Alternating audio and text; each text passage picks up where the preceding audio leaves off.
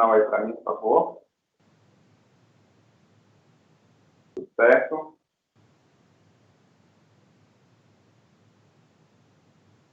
Pessoal, primeiro, hoje é a última aula da gente, tá? A gente vai falar um pouco sobre a prova também de vocês.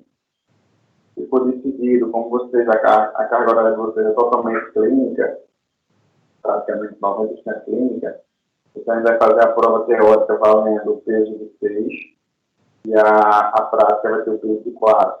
E a prática, professor, só quando voltar as atividades, tá? Acho que a conversa pode ser para vocês, eu só estou reforçando o que a gente combinou com a cadeira de semiologia. E estou decidindo se eu vou colocar um trabalho para vocês fazerem ou faço só a prova. Hoje eu queria ter isso com vocês também. Se a gente fazer algum tipo de trabalho, eu faria uma parte do nosso trabalho, outra parte a prova teórica e depois a prática que a gente teria em outro momento, quando pudesse vocês voltarem à atividade. Tá bom? Hoje eu não ia dar assunto novo, na verdade. Eu penso que vocês têm que buscar o conhecimento cada vez mais. A gente, quando professor, a gente facilita o estudo de vocês, a gente dá aula, a gente dá slide, mas vocês têm que começar a procurar a leitura por si só. Tá? Então, vocês têm que começar a pensar, eu sou um profissional de saúde, eu vou ser um dentista, o que eu vou aprender de semiologia que eu posso estudar mais? A mais do que o professor André disse, a mais do que o professor André deu de aula, para que eu consiga fazer um bom curso. Esse é o maior desafio dos professores, é conseguir fazer com que o aluno ele se torne um buscador do conhecimento por si só, sem ter aquela necessidade que o professor tem que estar mandando o professor seguir. Eu queria criar isso em vocês, eu queria que vocês vivessem a questão de estudar, de aprender a estudar, e fazer a leitura de acordo com aquilo que vocês têm necessidade também, de buscar o conhecimento. Tá? Mas aí eu pensei, vou colocar aqui, o que é que o professor André quer que a gente saiba sobre semiologia? Então, a gente falou de lesão fundamental, a gente falou de protocolos terapêuticos, de usos efetuais, que também é fundamental, principalmente as lesões que mais aparecem, como querida clínica, querida angular, traumatismo protética.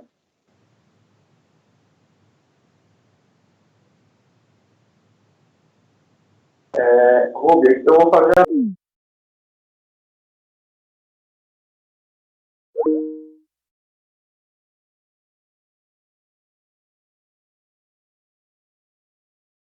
E aí, esses são os assuntos que o professor André não conseguiria passar aos alunos se eles não tivessem pelo menos a noção.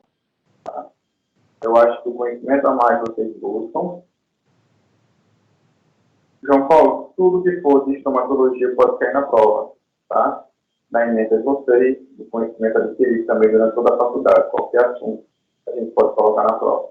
Claro que eu sempre direciono mais para justamente isso que eu estou falando com vocês. Eu preciso saber da cadeira de semiologia, o que para o professor André é o mais importante. Prova, vocês têm que começar a se acostumar com prova, pode cair tudo até o período que vocês estiverem.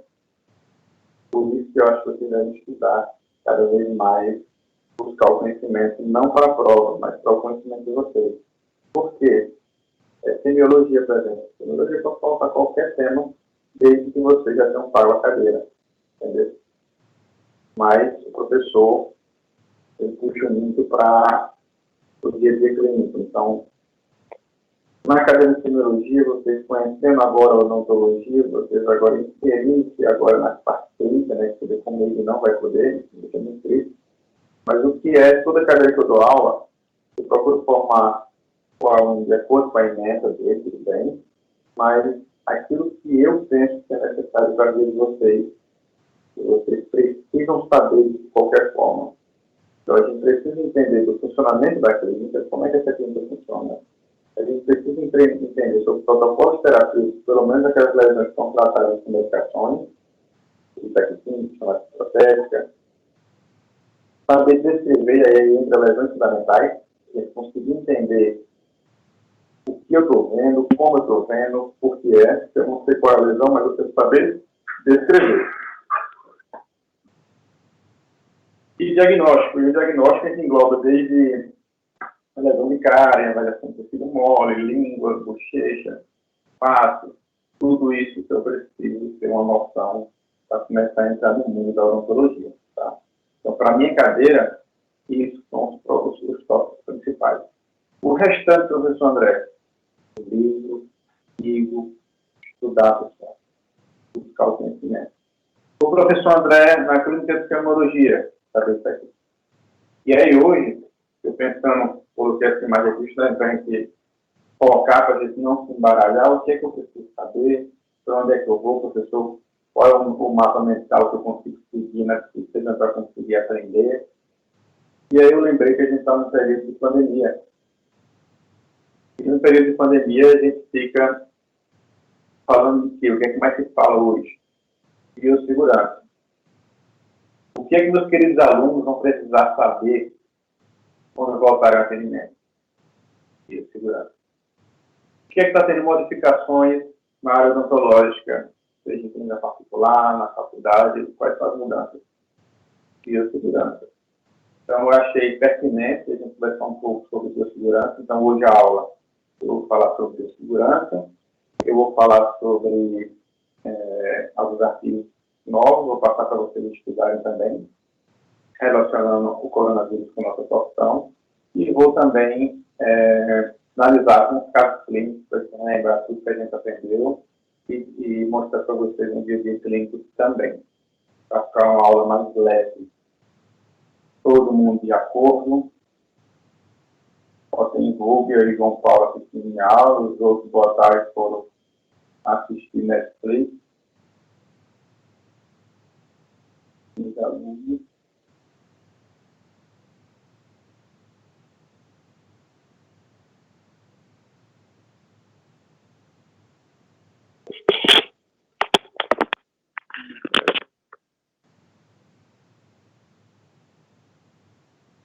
Vê se melhorou. Vê se melhorou o áudio agora. Estou perguntando quem está aqui, quem não está. Tem que ficar fazendo chamada a cada 5 minutos. Porque um dia desse eu estava fazendo um curso. Aí eu deixei ligado, desliguei minha câmera, aí saí, resolvi umas coisas, depois voltei. Eu digo, rapaz, depois eu fiquei pensando, os alunos fazem a mesma coisa comigo, eu tenho certeza. Melhorou muito, né? É porque estava ligado o meu fonezinho aqui, e fica melhor sem um fone quando é para dar aula. Pessoal, então repetindo para vocês.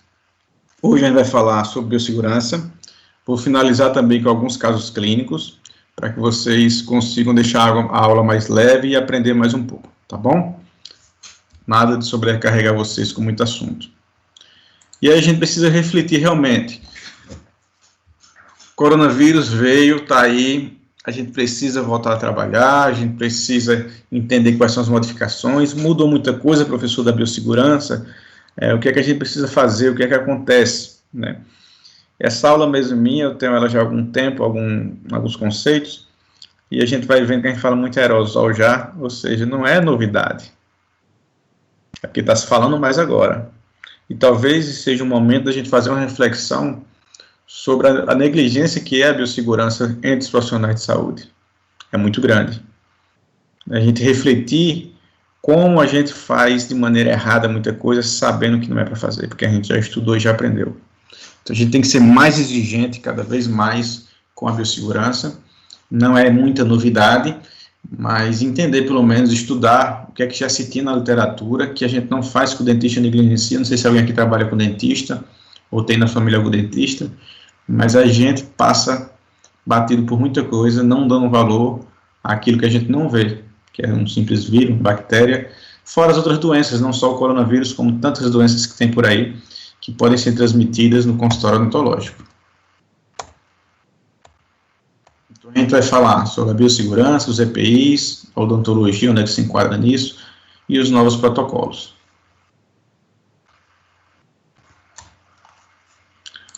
Grave a aula.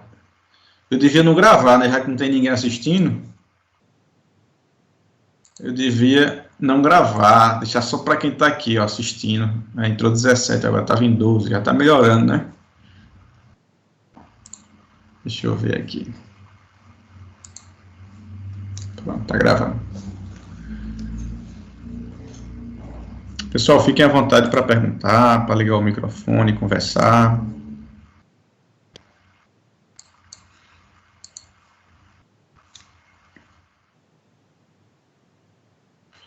Então vamos lá, pessoal. A parte de biossegurança, eu sei que vocês já tiveram aula de biossegurança, com certeza tiveram, né? Sinalizem aí para mim se já tiveram ou não. Dá um sinal aí para mim, por favor, se já tiveram aula de biossegurança, só para eu ter noção.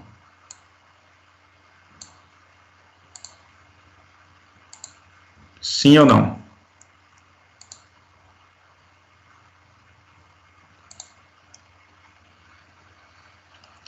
Sim ou não no chat? Sim, pronto. Mas a gente tem uns conceitos no meu chat, um pouquinho de texto, que eu vou ler junto com vocês aqui, para que vocês relembrem, nesse momento, como as coisas fazem mais sentido, como está na mídia, como está todo mundo falando, como está todo mundo preocupado com isso agora, começa a ter mais sentido. Então, o que é biossegurança?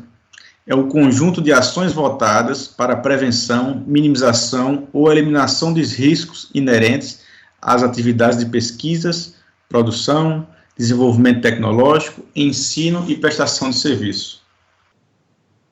A Anvisa define como condição de segurança alcançada por um conjunto de ações destinadas a prevenir, controlar, reduzir e eliminar riscos inerentes às atividades que possam comprometer a saúde humana, animal e o meio ambiente. Ou seja, pessoal, toda barreira que nós utilizamos, tudo aquilo que a gente trabalha para minimizar risco. E aí eu gosto de estender isso para toda a nossa profissão. Tudo que a gente faz é minimização de riscos.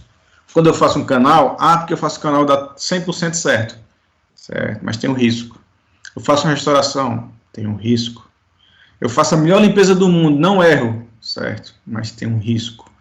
Então, quem trabalha com saúde, trabalha com minimização de riscos.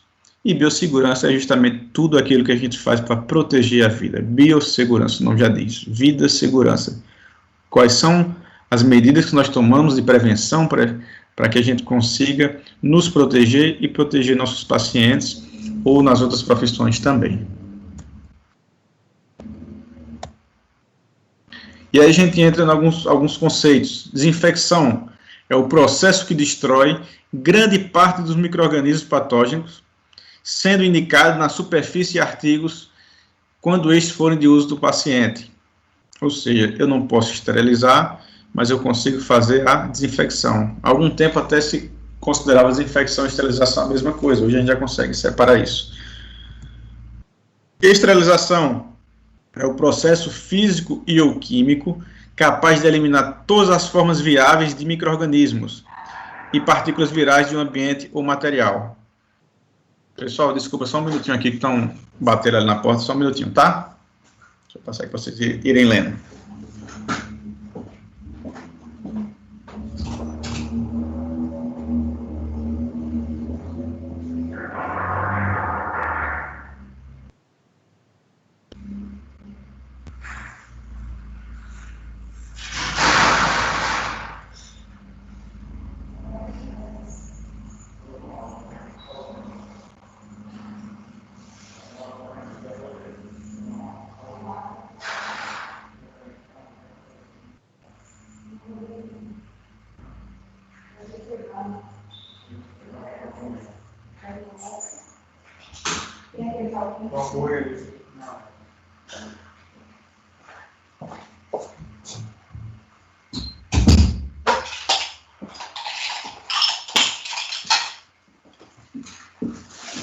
Só desculpem ter saído, tá? Vamos lá. Descontaminação é a remoção mecânica, ou seja, eu fazer algum ato de esfregamento, e ou química da sujidade, visando a remoção de resíduos orgânicos, realizada anteriormente à desinfecção e à esterilização. Pessoal, é algo que a gente negligencia muito. Por exemplo, uso o material, vou na pia, lavo meu material, seco, coloco na autoclave. Esse é o processo correto? Desde que eu consiga visualizar no meu instrumental que eu tirei toda a sua vividade. O que acontece muitas vezes é que fica um material ali preso no instrumental e a gente coloca para esterilizar e acha que o autoclave ele é o resolvedor de tudo, quando na verdade não é. A gente tem que ter muito cuidado com a sequência de esterilização.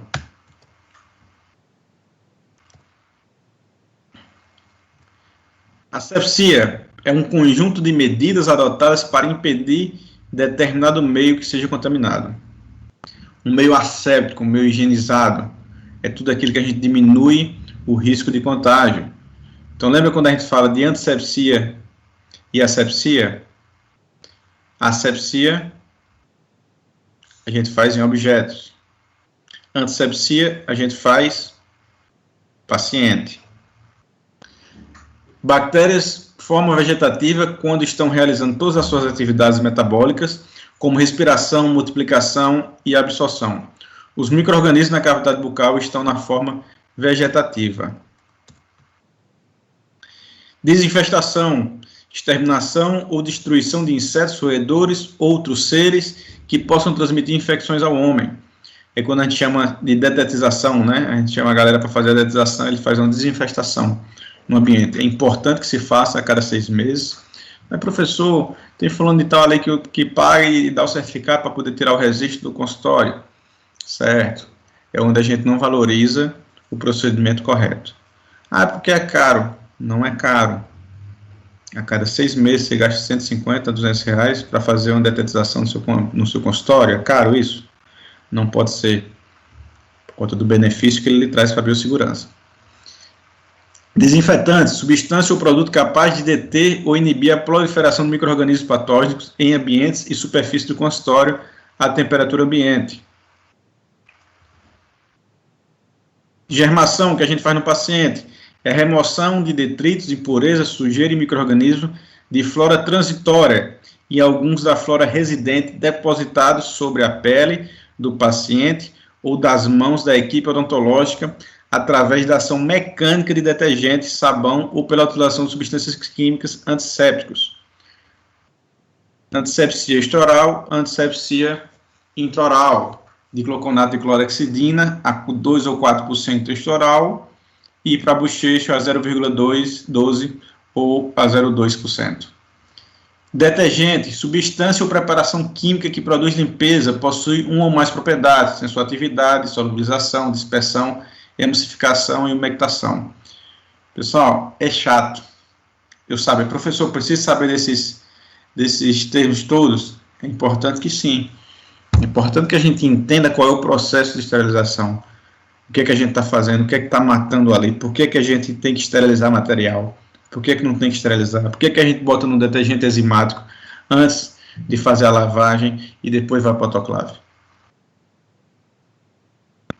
Descontaminação, procedimento utilizado em artigos contaminados por matéria orgânica, sangue, pus, secreções corpóreas, para a destruição de micro-organismos patógenos, na forma vegetativa, não esporulada, antes de iniciar o procedimento de limpeza.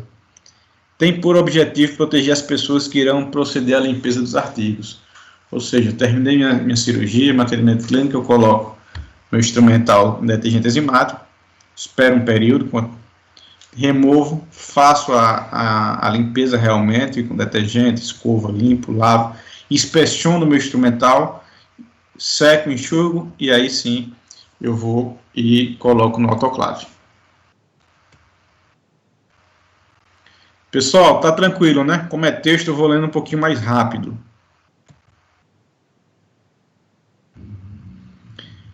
Infecção exógena significa um rompimento da cadeia asséptica, ou seja, todo aquele meio asséptico que eu deixei, a gente rompeu, de alguma forma houve alguma contaminação no ambiente que não era para ter. O que é muito grave, pois dependendo da natureza do micro-organismo envolvido, a infecção exógena pode ser fatal, como é o caso da AIDS, hepatite B, hepatite C. O nosso coronavírus também já entraria numa infecção exógena, algo que veio e foi trago para o consultório.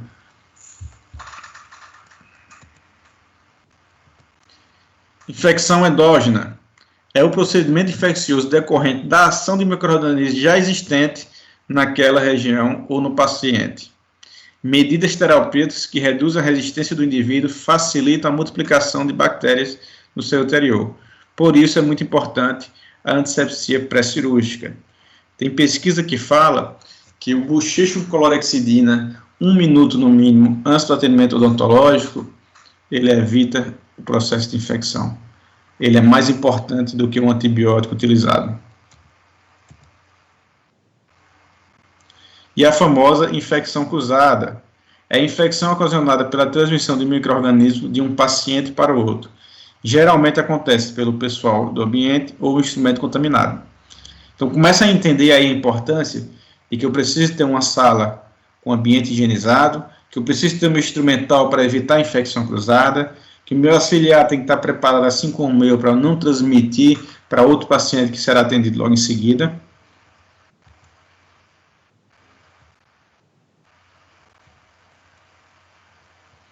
E o álcool 70 agora e máscara é o que a gente mais vai utilizar, né?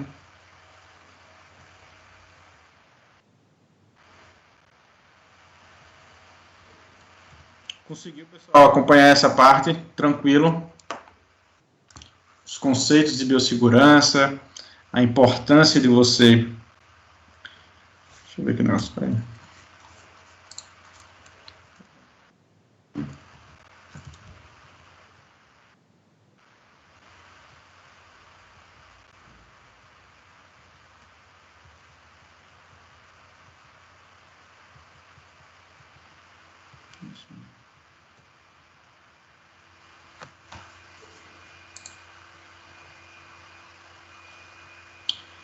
Breno, 7 dias é o ideal, tá? No máximo 7, 10 dias.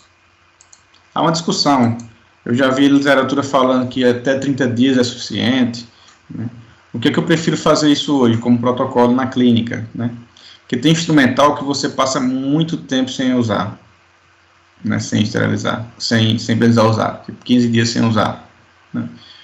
Usando um invólucro de boa qualidade, ter cuidado na hora de armazenar para não estar amassando, não estar machucando.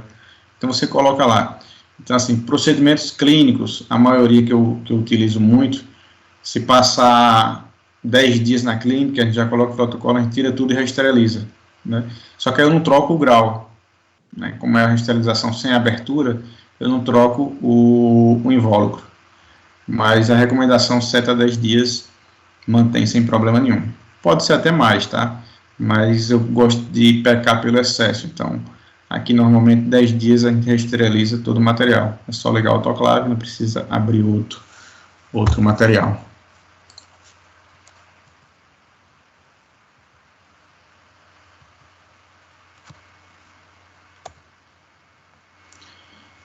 E na odontologia, como é que fica isso, professor? Falando de novo de limpeza, tá? Remoção de material orgânico de sujidades do objeto, processo que precede a ação de desinfecção e ou esterilização. Poderá ser feita pelo método manual ou mecânico. Vamos ver o que a literatura está falando sobre isso? A limpeza prévia é o principal fator que reduz a carga bacteriana dos artigos, podendo reduzir até 4 log de organismo contaminante. Depois vocês pesquisem sobre log, tem log 1, 2, 3 e 4. Isso aqui, pessoal, 1996 e 1987.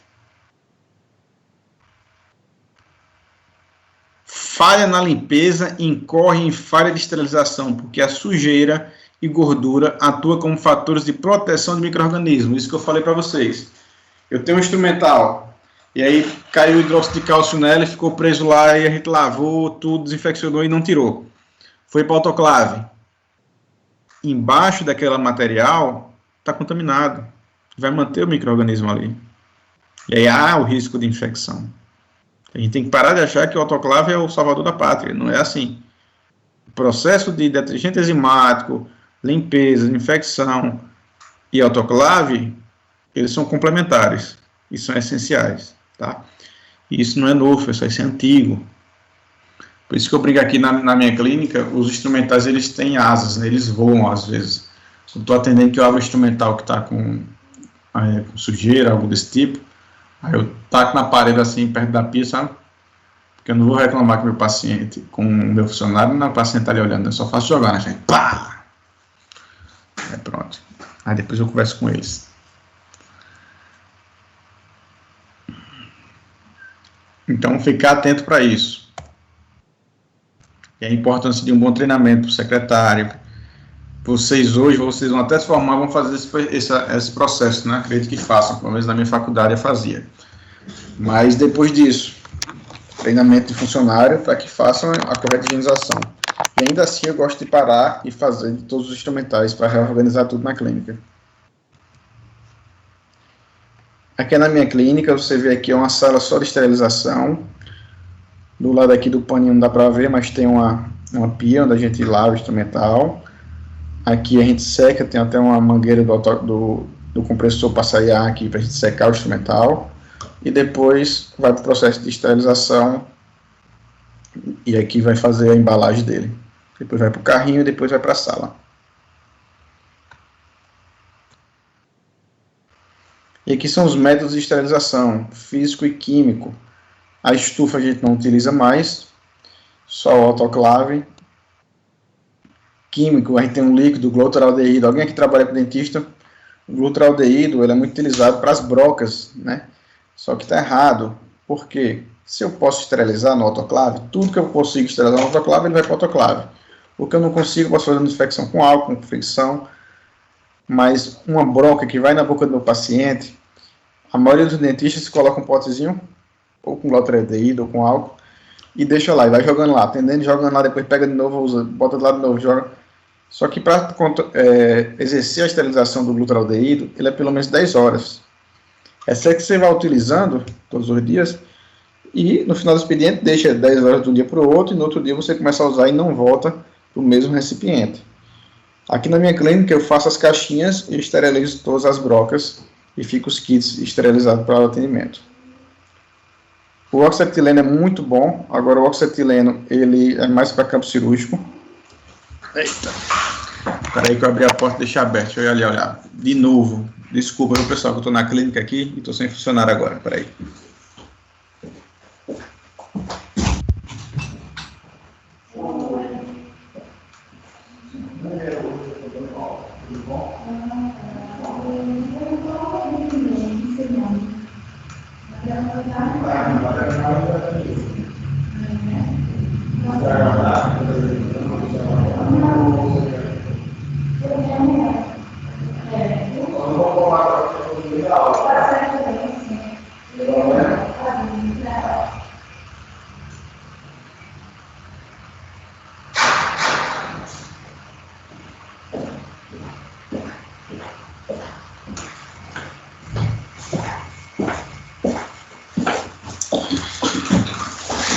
Pessoal, perdão, na primeira vez foi minha esposa derrubando a porta, pedindo a chave do carro para iniciar a onda.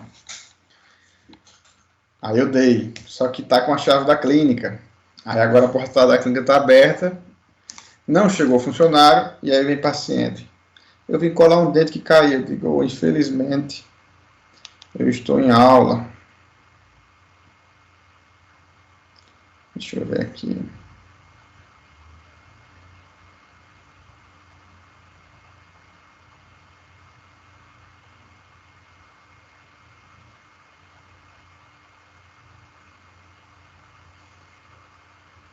Estou mandando mensagem aqui para o gerente para ver se chega alguém aqui.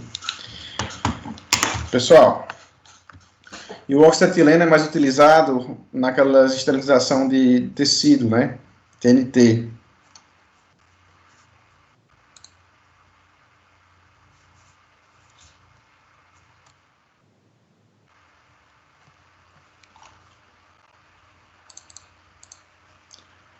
Aqui ainda aqui na minha recepção, e aí eu coloquei isso aqui porque da recepção a gente consegue visualizar o ambiente de esterilização.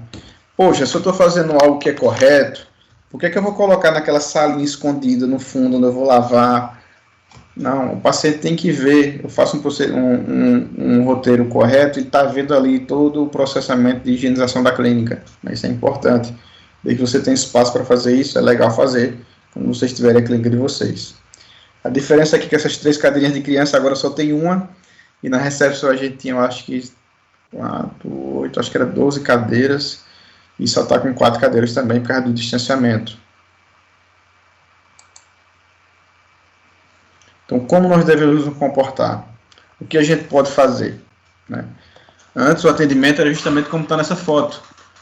Óculos de proteção, máscara, gorro, bata, e terminou. Mas será que é suficiente agora, depois de toda essa mudança de protocolos? É isso que a gente está revendo. Vocês vão voltar para a clínica. Como é que vai voltar para a clínica? Tem que ter EPI, tem que treinar vocês, tem que treinar os professores, nossos pacientes.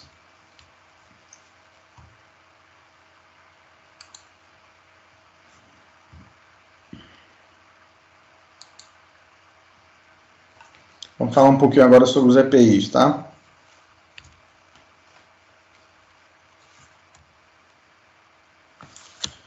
Aqui, ó, o comum: gorro, máscara, protetores oculares, luvas, avental, calça comprida e um sapato fechado. Esse é o normal de atendimento. E aí eu digo a vocês, eu confesso, o professor André mesmo não utilizava óculos de proteção. Nunca gostei de óculos de proteção. Era gorro descartável, ou gorro de pano, máscara, e para mim é o suficiente. Um risco e um erro também, tá? Só que me incomodava muito o óculos. Mas você vê como é as coisas, quando a gente é forçado a fazer. Aí agora eu estou atendendo só urgência, estou a 75 dias fechado, e aí eu estou usando todo o aparato, né, o N95, a máscara que impede mais a respiração, a máscara cirúrgica por cima, o óculos, o gorro e a viseira. E agora eu estou acostumei com o óculos, eu estou achando ruim só a viseira, mas o óculos nem sinto mais, né?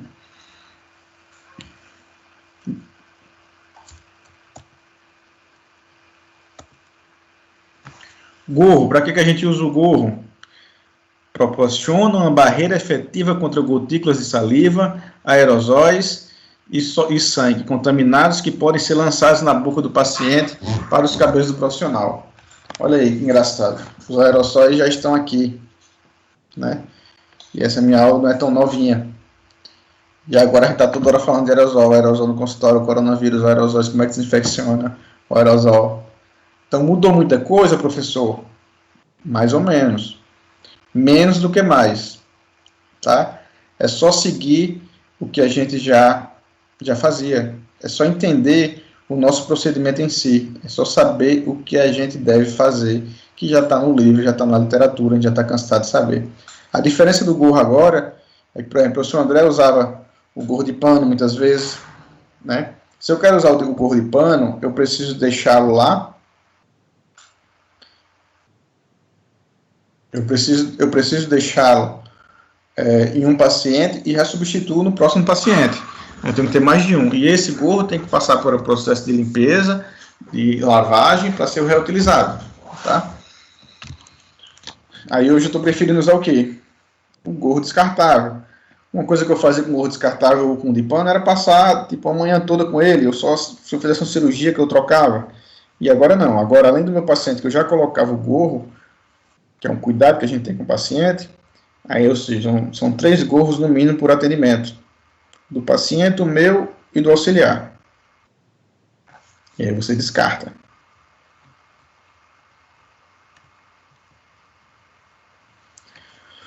Uso obrigatório para o cirurgião dentista, auxiliar e paciente. Prender o cabelo sem deixar mechas pendentes. Colocar o gorro recobrindo todo o cabelo e orelhas.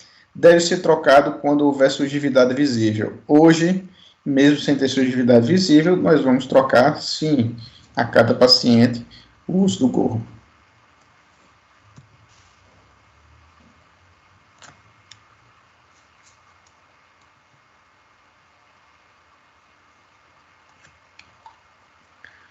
Óculos de proteção.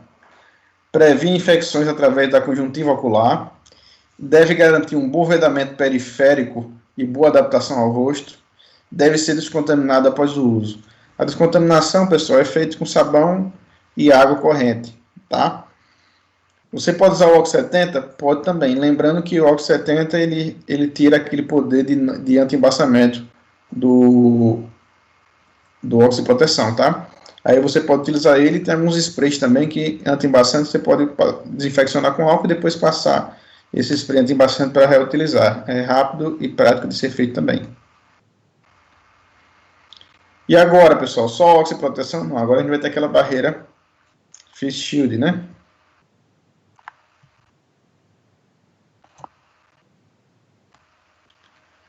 Máscara, medida de proteção das vias aéreas superiores contra micro-organismos presentes nas partículas de aerosóis. De novo, por isso são os motivos da gente utilizar. A gente utiliza sem saber, não, tem que saber por que está usando. Possui no mínimo filtro duplo. A diferença agora é que a gente está utilizando a N95.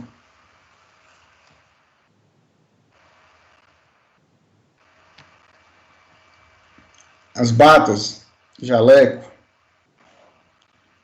esse é o que a gente utiliza frequentemente.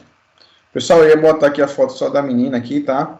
Eu não gosto muito de homem nas minhas aulas, não. Mas, para não causar um constrangimento e direitos iguais, a gente colocou aqui a foto do homem e colocou a foto dessa moça bonita também. Pessoal, só a bata é suficiente? Era para ser, né? A gente utiliza assim. O professor gosta daquela bata mais estilosa, uma bata bege, uma batinha mais trabalhada. Esse é o marketing que está ali em cima disso também. Mas agora não, agora a gente vai usar a nossa roupa, usar a bata, e em cima da bata o jaleco de TNT, né? Então a gente passa agora a utilizar como essa fotografia aqui. Além da bata por baixo, a gente vai colocar como se fosse se programando para uma cirurgia, tá? E isso também a cada paciente ser trocado. Esse é onde está o dano gargalo, porque você termina aumentando muito o valor da prevenção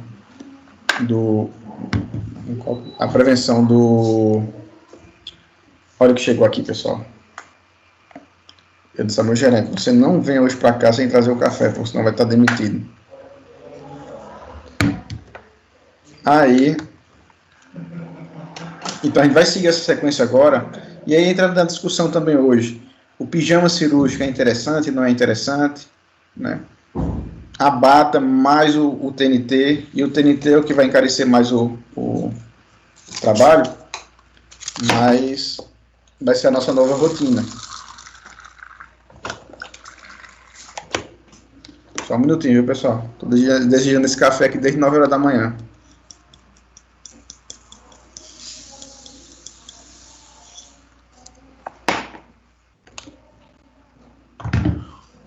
Ô, Berg, fecha aqui a porta, por favor. Tá bom.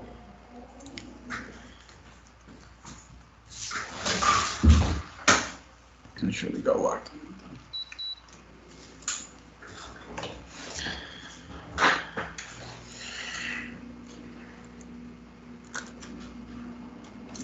Então, o avental cirúrgico ele é indicado para procedimentos críticos. O fichamento dele é pelas costas. A gola de padre é necessária e uma manga longa com elástico. Esse é o padrão, mas agora a gente vai fazer o quê? Qualquer procedimento, ele é crítico agora, né? Então, se qualquer procedimento é crítico, eu vou utilizar ele sempre.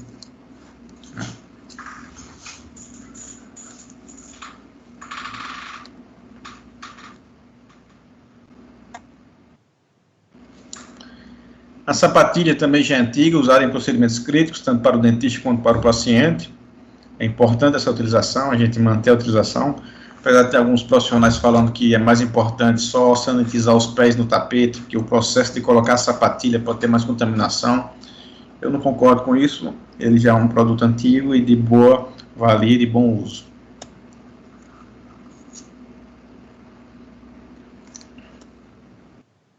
As famosas luvas.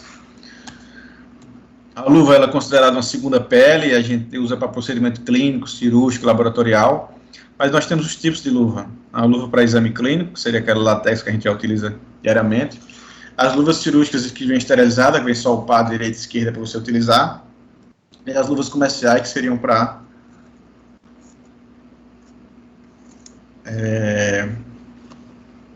lavagem de materiais, por exemplo. E algumas dicas para a luva. Usar a luva de látex sempre que houver chance de contato com sangue, fluido do corpo e dejetos. Lavar instrumentais, roupas e superfícies de trabalho sempre usando luvas. Não usar luvas fora do ambiente de trabalho. Não abrir portas, não atender telefone usando luvas, não mandar mensagem no WhatsApp e no Instagram com luva, nunca reutilizar luvas descartadas de forma segura. Usar luvas mucambo para a limpeza do consultório, é aquela luva mais grossa.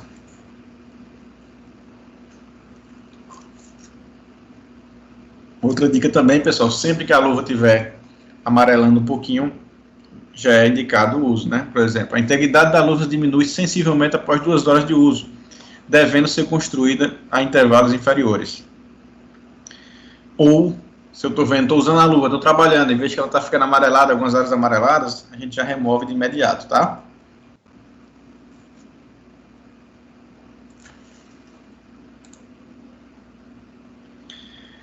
João Paulo, a ideia de biossegurança do pijama cirúrgico, ele é bem legal, ela é bem válida, sabe? O professor André não é muito adepto não, porque eu acho feio que só a porra, mas o sentido dela vale a pena, tá? Vou te explicar. Qual a finalidade do pijama cirúrgico? Substituir a roupa que o professor André está usando agora. Por exemplo, eu vou para a faculdade, aí, sei lá, eu moro em Garanhuns. Aí eu saio com minha roupa, minha bolsinha, meus materiais, pego um ônibus, chego na faculdade e vou para a clínica. Chego na faculdade, eu troco essa minha roupa e coloco um pijama cirúrgico esterilizado. Vou fazer minha aula prática de clínica. Em cima do meu pijama cirúrgico, eu vou colocar a minha bata normalmente. Em cima da minha bata, eu vou colocar o jaleco de TNT. E aí faço o atendimento. Terminei, descarto o jaleco de TNT, tiro minha bata que está contaminada para fazer a lavagem, e aí eu tiro também a minha roupa e substituo pela roupa que eu cheguei. Então, assim, diminui o risco de infecção, né? No caso de vocês, eu vou até levantar essa discussão com a faculdade, se é importante a gente fazer isso agora para todas as disciplinas, todas as clínicas, até porque vocês já usam branco. E o branco já é o nosso pijama cirúrgico, na verdade. O dentista já usa a roupa branca na clínica, nos laboratórios. Então, seria para substituir a roupa que a gente já utiliza, né? Então, eu prefiro a roupa branca do que o pijama cirúrgico. A diferença é que a roupa branca vocês passam o dia todo, né? O pijama vocês teriam que trocar. Não sei, é uma discussão legal, vou levantar isso também na faculdade, como é que vai ser esse protocolo de reabertura de atendimento, tá? Mas tem que se pensar nisso. Do ponto de vista de biossegurança, show de bola, tá entendendo? A gente está se prevenindo mais. Do ponto de vista estético, eu fico na dúvida e se substitui ou não a roupa branca, tá? Inclusive, eu estou tendo essa discussão até aqui na minha clínica, se a gente passa a utilizar o pijama na clínica ou se não utiliza. Porque é legal, saio da minha casa, venho para cá, coloco o pijama. Quando voltar agora tem um trabalho a mais, né? Agora, apesar de que não é um trabalho a mais, porque a roupa que a gente utiliza, a gente lava de todo jeito, né? E às vezes está contaminada.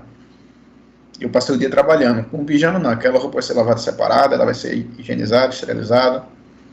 Então, é para se pensar nisso. Eu acho que eu consegui te responder, não consegui?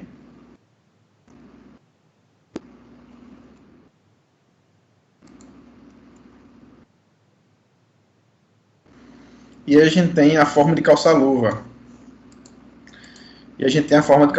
Não sei se... que essa forma de calçar luva, claro que a gente não dá para os procedimentos clínicos, né? Porque ela não vem assim dobradinha com essa facilidade de você calçar.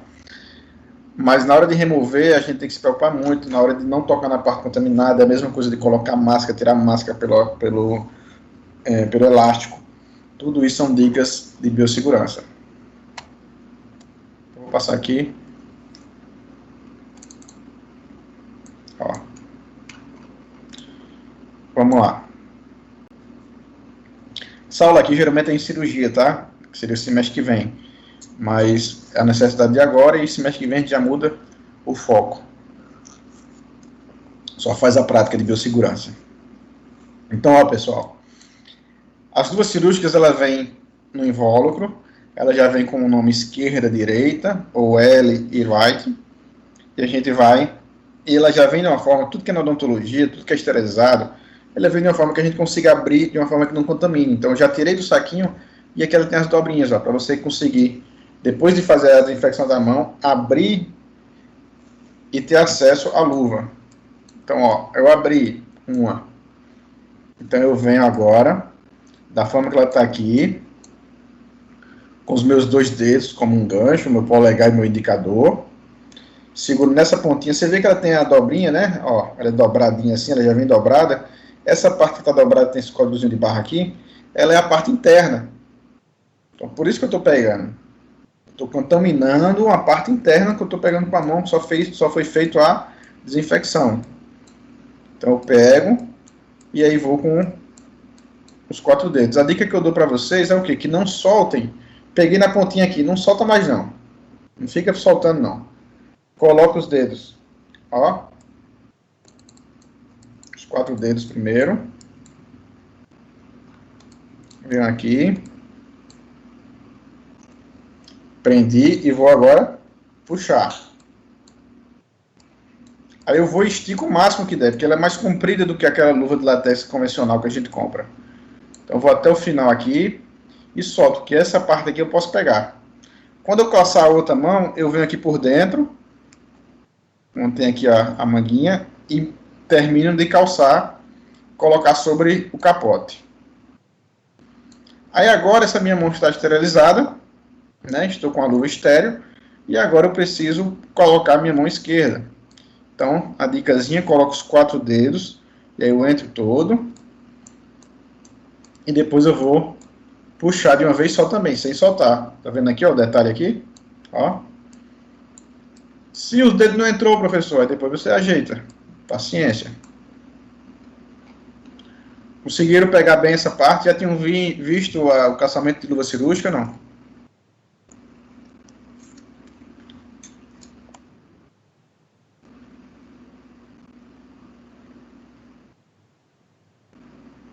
Então a gente falou de EPI, de luva, de máscara, de gorro, de propé, quase tudo, né?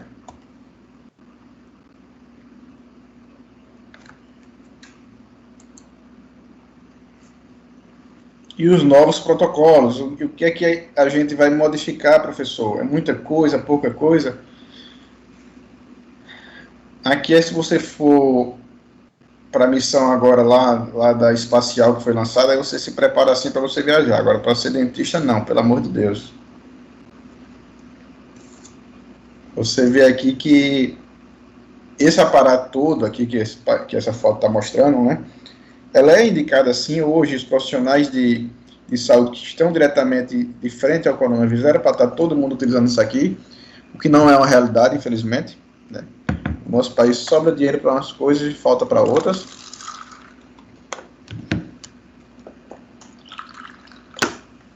Mais um pouquinho de combustível.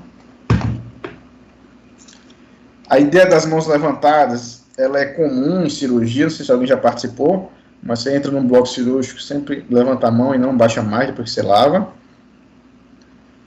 Agora, o face shield, essa máscara protetora, ela sim, ela é essencial hoje, ela é indispensável. O uso do oxiproteção, uma máscara N95, e aqui eu substituiria o macacão pelo o simples jaleco e o de TNT. Então, o que é que a gente ganha mais agora? Qual o plus que a gente tem? Máscara N95 e o face shield cobrindo e te protegendo no teu procedimento.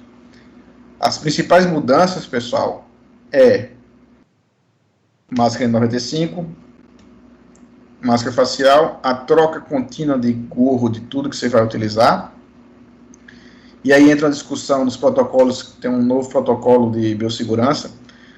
Um disse para mim que eu coloco a N95, o óculos, gorro, e coloco a máscara facial. O outro me disse que em cima da minha máscara N95 eu coloco a máscara cirúrgica. A Anvisa está dizendo, não recomendando fazer isso, dizendo que não há um estudo mostrando que há um aumento na filtragem do ar quando você coloca a máscara cirúrgica. A São Leopoldo, a faculdade que eu fiz o mestrado, ela recomenda que você utilizar, por quê? A N95 ela é uma máscara mais cara, então você pode utilizar ela mais tempo. Né? Se eu posso utilizar ela mais tempo, uma forma de proteger ela mais é eu colocar a máscara, ou seja, essa máscara cirúrgica para cima não é para filtrar a respiração, mas apenas para proteger a tua máscara N95, para aumentar a barreira. Aí nesse ponto eu acho válido, eu estou usando assim na clínica. Então eu coloco a máscara, coloco a máscara cirúrgica por cima N95, e ela é só para essa proteção. Depois eu removo, jogo fora essa máscara cirúrgica e fico com a N95.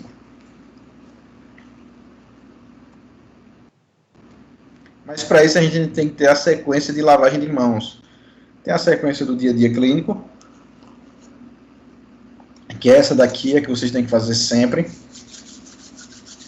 Lavo aqui, depois vou entre os dedos, né?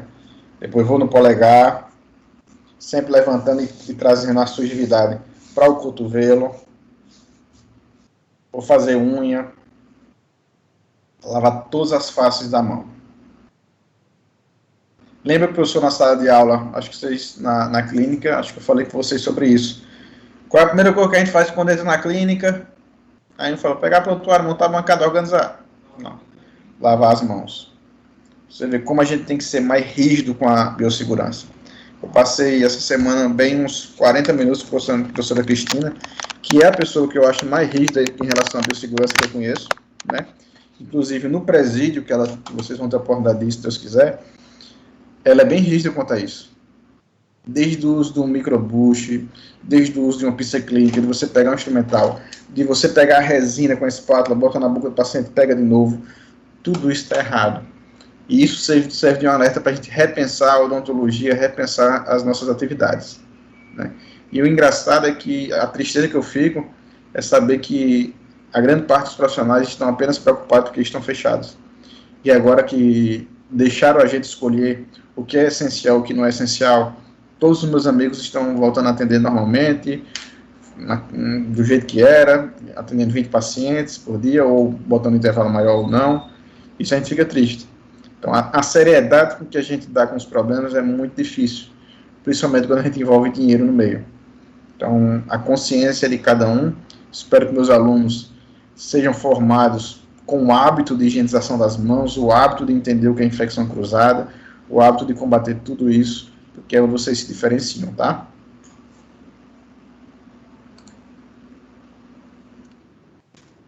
Aqui a gente tem a lavagem das mãos, mostrando a sequência cirúrgica, água corrente, e aí você pode colocar o Povidine, ou derramar o Povidine na mão e esfregar, ou até mesmo as esponjinhas que já vêm prontas, já embebida com uma solução antisséptica, e aí você consegue fazer todo aquele processo de higienização, que isso a gente vai mostrar na aula prática quando vocês estiverem pagando cirurgia comigo.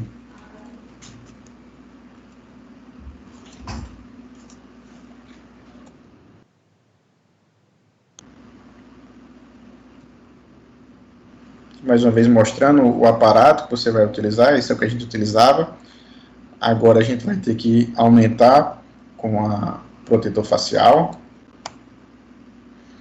Aqui mostrando uma sequência cirúrgica dentro de um bloco cirúrgico, que é uma área médica, mas é o mesmo procedimento que a gente utiliza.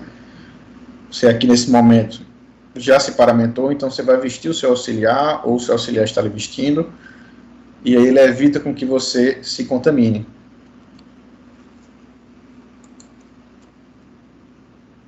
Ó. Existem os capostos de TNT e existe também os de tecido, pessoal. A dificuldade do de tecido mesmo, aquele que você reutiliza, é porque você tem que ter todo um processo desde limpeza, lavagem, até chegar à esterilização, né? Então, por isso que a gente utiliza mais os descartáveis.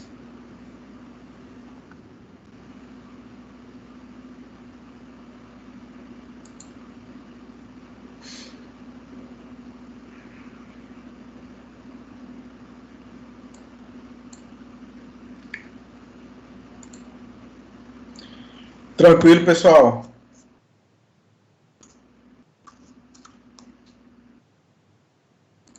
Vamos falando aí o que é que estão achando, se estão acompanhando bem. 15 alunos na sala. Pouquíssimos alunos.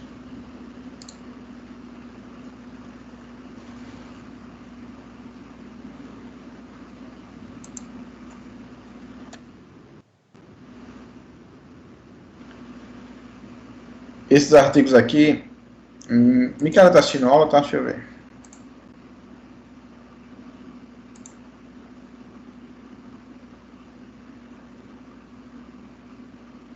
Tá não, né? Eu tenho umas 2 aulas que eu acho que Micaela não tá, né? Representante e não tá na sala.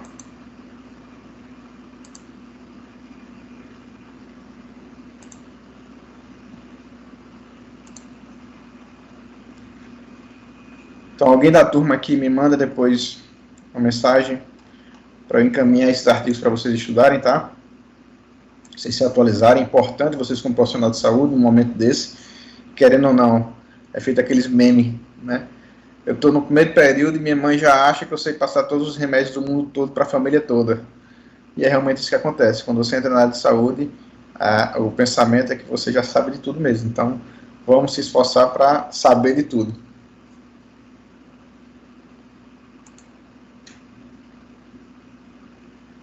Pronto, Ariana, obrigado. Então, aqui alguns artigos, ó, cuidados odontológicos na era do Covid-19, recomendações para procedimentos odontológicos profissionais. Quero que vocês leiam. Aqui mostrando justamente a sequência, e essa sequência é correta de utilização.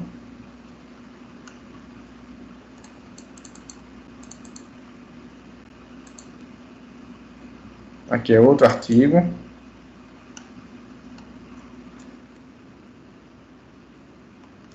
Esse aqui é o da São Leopoldo que eu falei para vocês, tem um manual completo bem legal. Deixa eu ver aqui.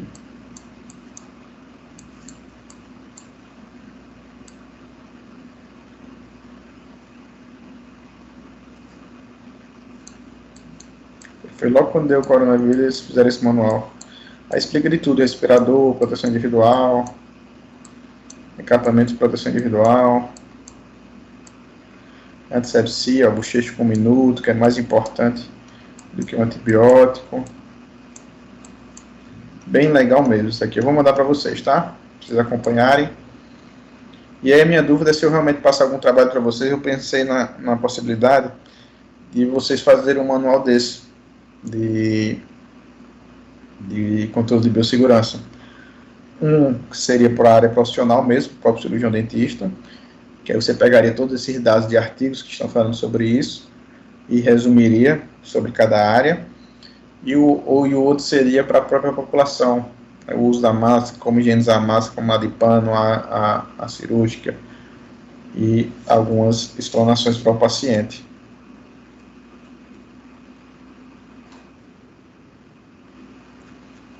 Pessoal, alguma dúvida quanto a isso? Tá claro? Ficou legal? Biossegurança é um mundo, viu? Se eu ficar falando de biossegurança aqui vai até outro dia.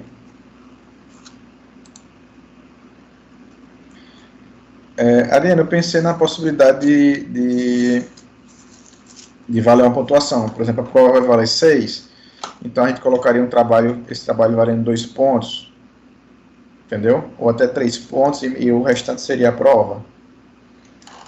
Mas desde que vocês fizessem algo bem caprichado, né?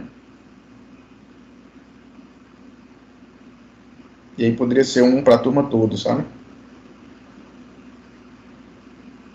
Ou a gente dividir em 2 turmas, um para o paciente e outro para os profissionais de saúde, da odontologia, né? Eu quero que vocês me dêem um retorno sobre isso, tá? No máximo até amanhã.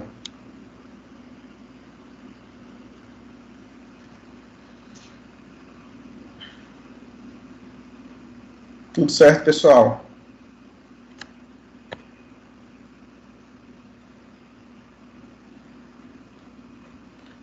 Talvez eu dividir a turma só em duas turmas, e um ficava responsável pela parte de fazer um manualzinho desse para o paciente e a outra para o dentista.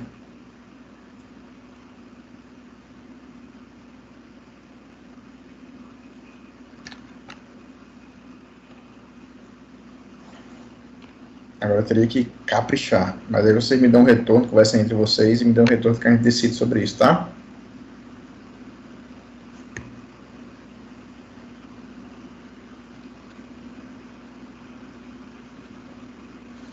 Pessoal, para a gente encerrar a aula, vamos só mostrar aqui rapidinho e relembrar alguns casos clínicos, o que é que o professor queria realmente, tudo isso que a gente falou, o que é que eu acho importante para vocês, e o restante é vocês se dedicarem a estudar, tá bom? Vocês lembram desse caso?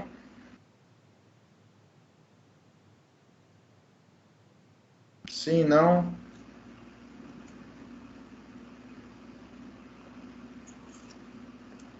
Pronto. Eu atendi esse paciente essa semana novamente. Daqui a gente tinha uma lesão ulcerada, o professor ficou desconfiado de um carcinoma espinocelular, lembra disso? Uma úlcera rasa, mas com a borda esbranquiçada.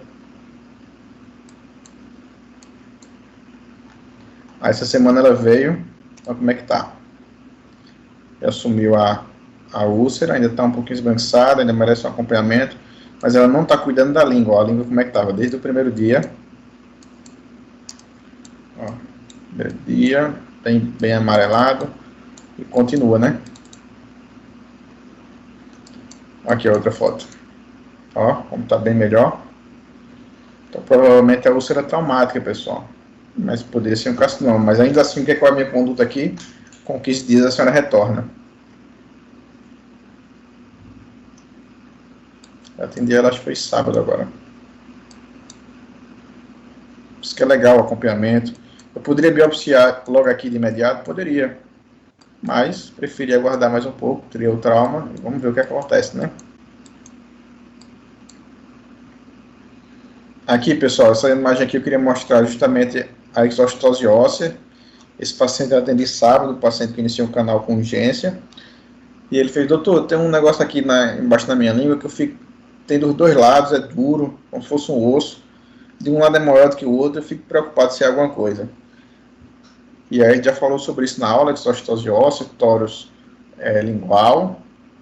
Você vê aqui o crescimento ósseo normal, não tem necessidade de fazer alguma remoção, exceto que esteja incomodando realmente a fala, ele não consiga ter dificuldade de deglutição, a gente pode pensar em remover esse excesso de osso. E nessa mesma foto a gente já aproveita para fazer a avaliação clínica do odontograma desse paciente. Restauração em resina composta satisfatória, sem forma, sem anatomia, extensa. Esse premolar aqui provavelmente pode ter alguma cariezinha aqui ao lado. Também satisfatória a restauração. Região anterior, presença de tártaro e placa bacteriana. Fazer uma raspagem, profilaxia, fluipolimento. Aqui também como uma coroa de resina também mal feita. Não vou dizer mal feita, mas antiga, sem desenho, sem forma. Avaliando o paciente como um todo. Nesse mesmo paciente, a gente observa isso aqui, ó, no lábio. Como é o nome disso aqui, pessoal?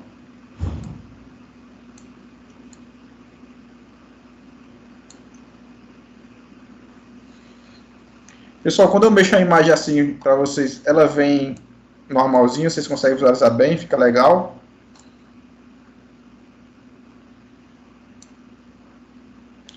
E qual é o nome disso aqui? Vários pontinhos amarelados.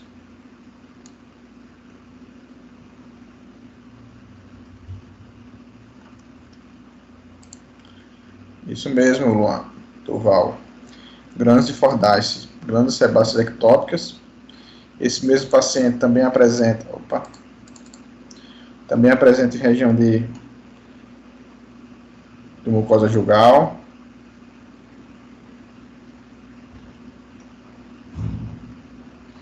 Eu fiz o canal desse dente dele aqui, ó, desse pré-molar.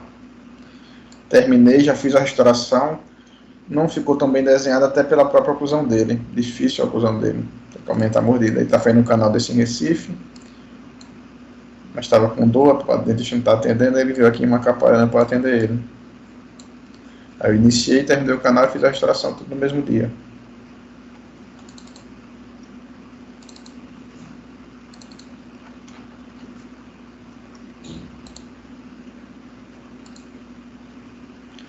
Isso aqui eu já mostrei para vocês, né? Restauração insatisfatória de resina composta. Você vê bem amarelado, ou seja, a presença de forramento aqui bem grande, bastante. Indicação de remoção. A gente remove e vê que está assim, descobre que o outro dente também estava cariado, o outro molar. Faz o preparo cavitário, avalia a dentina, passa a cureta. Depois realiza a restauração. Estou passando rápido, porque é muita coisa que eu já mostrei a vocês, tá, pessoal? Aqui mais uma restauração em resina fraturada, insatisfatória do segundo molar. A gente faz a remoção e substituição.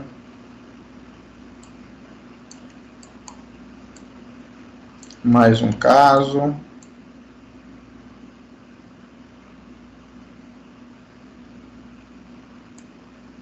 Insatisfatória, a gente tem amálgama e resina junto. Eu vou deixar amálgama com resina junto, pessoal?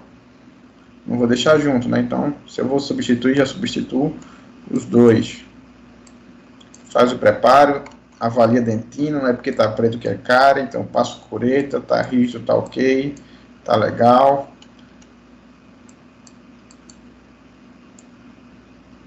Realiza a restauração.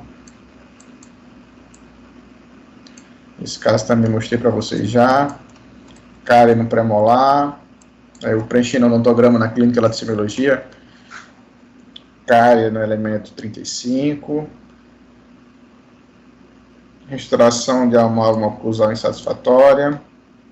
Cárie no elemento 36, 37. Aqui já é o tratamento. Faço o preparo cavitário.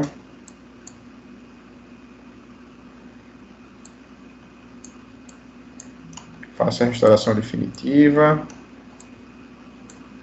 Coloco pigmento se quiser.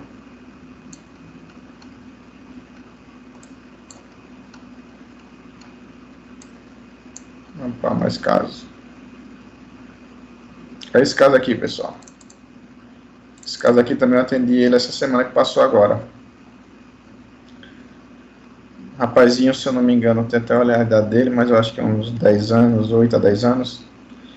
E aí ele veio faltando o 21. Aí a mãe dele foi e trouxe o 21.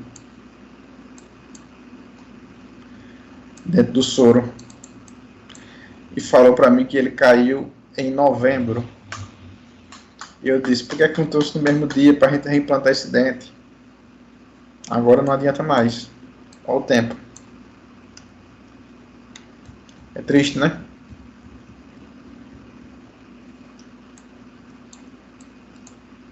Olha a foto oclusal dele. E a gente não consegue colocar implante agora, porque ainda está em crescimento ósseo. Vai perder osso aqui, vai ter que botar enxerto quanto é maior. Fiquei bem triste com esse caso. E aqui, pessoal, o que, é que vocês acham que é isso aqui? Chutem aí pra mim. O que é que pode ser?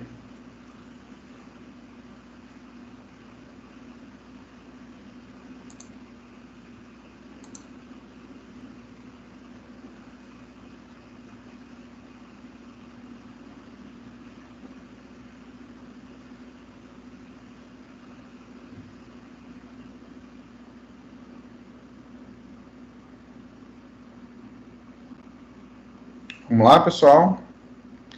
Liguem os microfones. Se eu não sei o que é, eu tenho que saber, pelo menos, descrever. Como é que a gente descreve uma lesão?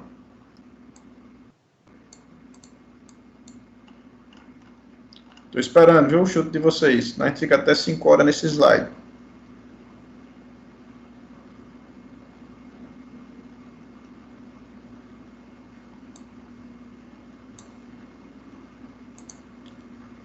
Luan, Tainara, lesão em lábio inferior, unilateral ulcerada.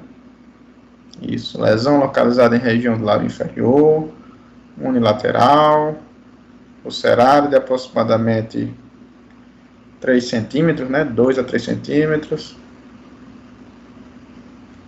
Avermelhada, um aspecto de crosta e úlcera junta.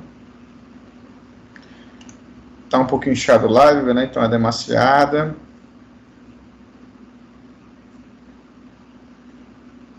Se fosse um paciente de mais idade, que é uma criança, poderia ser uma crita quitínica, poderia ser um carcinoma espinocelular. Mas sabe o que era isso, pessoal? O paciente foi feito um tratamento, foi anestesiada e ela mordeu. Poderia ser, Breno, um carcinoma espinocelular, característico também, né? Mas a importância da gente esperar, né? Eu vou pegar a história. Então, esse caso aqui foi o quê? Paciente criança, pessoal, já serve de alerta para vocês, está anestesiada e aí ela mordeu, trauma, ficou mordendo. Então, sempre se atender a criança, explicar, pelo amor de Deus, para a mãe que tenha cuidado, que acontece muitas vezes de precisar dar ponto mesmo, porque vem terrivelmente cortado, você precisa dar ponto no paciente infantil.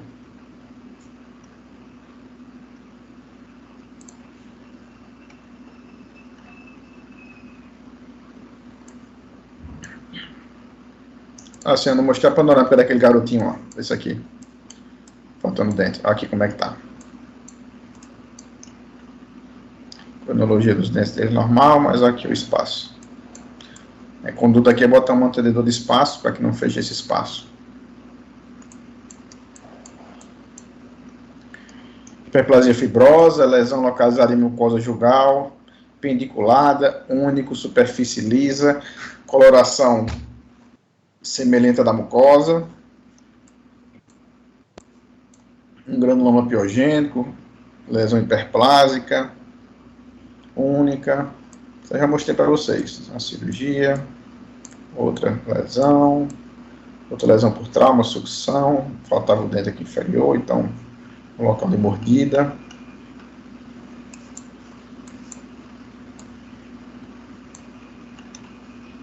Mais restauração insatisfatória. Preparo cavitário.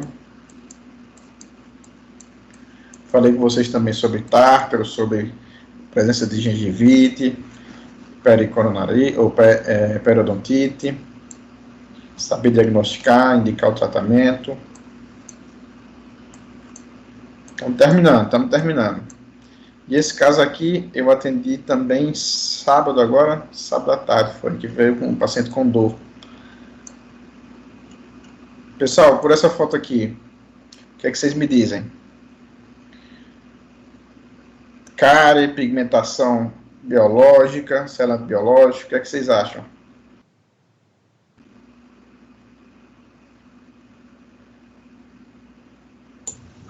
Ô, professor, nesse dente aí, ele tem cavitação ou não? Qual dos dois? O segundo molar. É o segundo molar aqui, né? É. Tem, consegue ver que tem a cavitação, né? Uhum. E o primeiro? O primeiro não apresenta cavitação, não. Muito bem. Aí, nesse segundo, a gente teria que fazer só um cimento resinoso, ou o número, ou aí ia precisar fazer uma restauração toda? Vou te mostrar agora esse caso. Eu até estou dando uma estudada agora nessa questão de cimento resinoso, de cariostático. Vocês já viram algum professor falando sobre cariostático com vocês, não?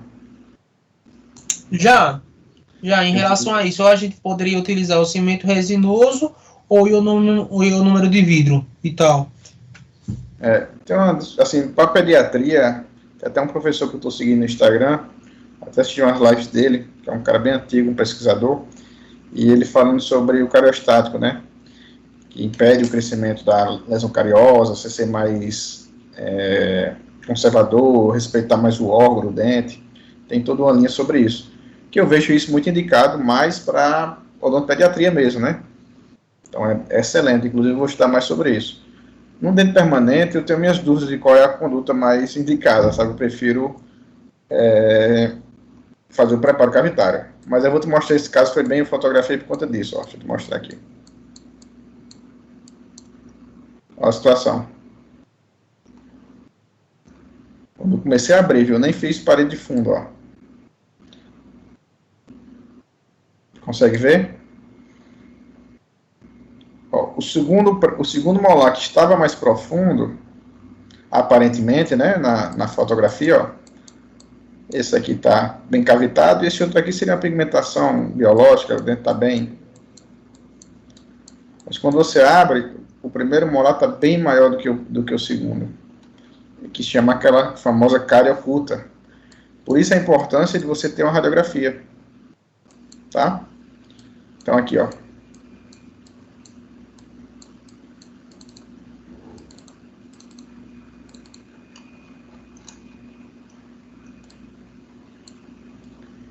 Pessoal, só quando eu dou esse zoom, fica legal para vocês ou fica travando? Dá um sinal sobre isso. Olha aqui, ó. Então, sempre que você vai fazer preparo cavitário, você passa a cureta depois. Mesmo que você utilize a broca, você vai ter que usar a cureta, que aí você consegue localizar dentina amolecida, né? Tecido cariado amolecido, tecido infectado. Beleza. É que eu estou usando o outro programa para fazer essas aulas, tá entendendo? Tô começando a mexer, e eu acho bem mais didático do que ficar passando os slides direto, sabe? Acho mais legal assim, não sei se vocês estão gostando também. Aí quando eu vi esse aqui já era para canal, primeiro molar. E aí a gente isolou, terminei de fazer a toaleta da cavidade, a higienização, remoção de cárie dos dois. Coloquei 2 provisórios, na verdade, que quando terminar o canal desse eu faço a restauração dos 2. E olha aqui a panorâmica desse paciente.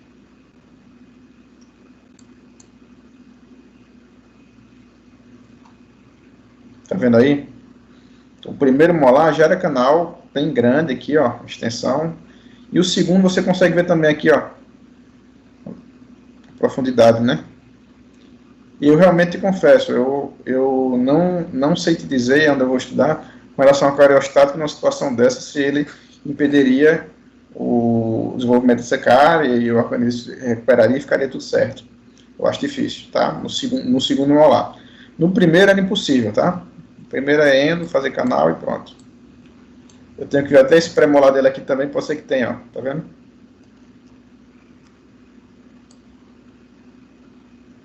Então, a importância de você fazer um diagnóstico, de você fazer a avaliação clínica, não ter medo de fazer preparo cavitário. Ah, foi para canal, professor, o senhor causou canal? Não, já era canal. Entende? Esse caso aqui eu tô doido para terminar a restauração para fazer o caso completo, né? Restauração, como chegou, como era, como estava, durante, e fazer a restauração final.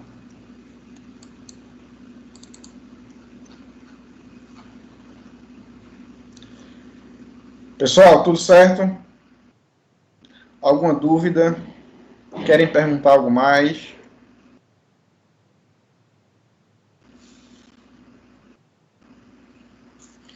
Lembre que o professor André, ele é clínico geral. Então, mandem bronca que eu respondo tudo. O que eu não souber, eu assumo que não sei.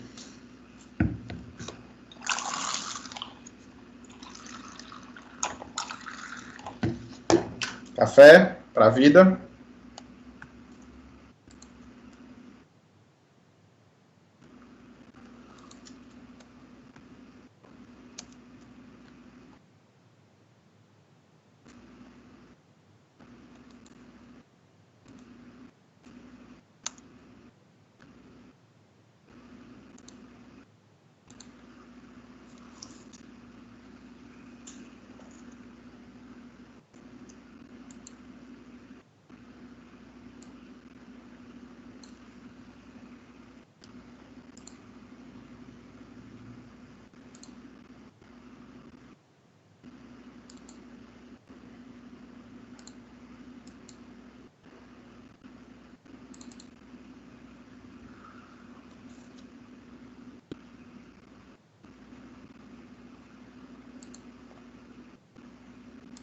Pessoal,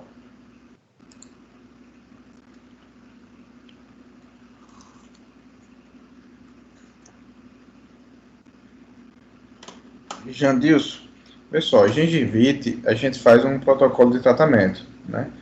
O ideal é, primeiro, sempre a recomendação do paciente, orientação de higienização, fio dental, escovar dente, explicar como escova, fazer raspagem, profilaxia, e aí você mantém um controle daquele paciente.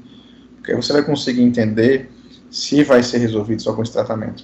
Porque hoje a gente sabe que a parte de periodontia, ela está bem vasta, como, por exemplo, muito fator genético, hormonal, relacionado junto com isso. Mas o tratamento em si, o básico, é você focar na orientação do paciente e no acompanhamento contínuo dele, né, que aí você trata a gengivite.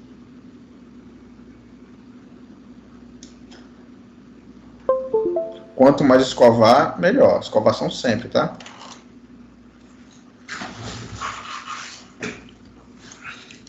Meus queridos alunos, eu espero que tenham correspondido à expectativa de vocês, mesmo no EAD. O professor gosta muito de estar na clínica, de estar perto de vocês, explicando como é que faz, botando a mão na massa. Infelizmente não foi possível por enquanto, mas a gente vai repor tudo isso.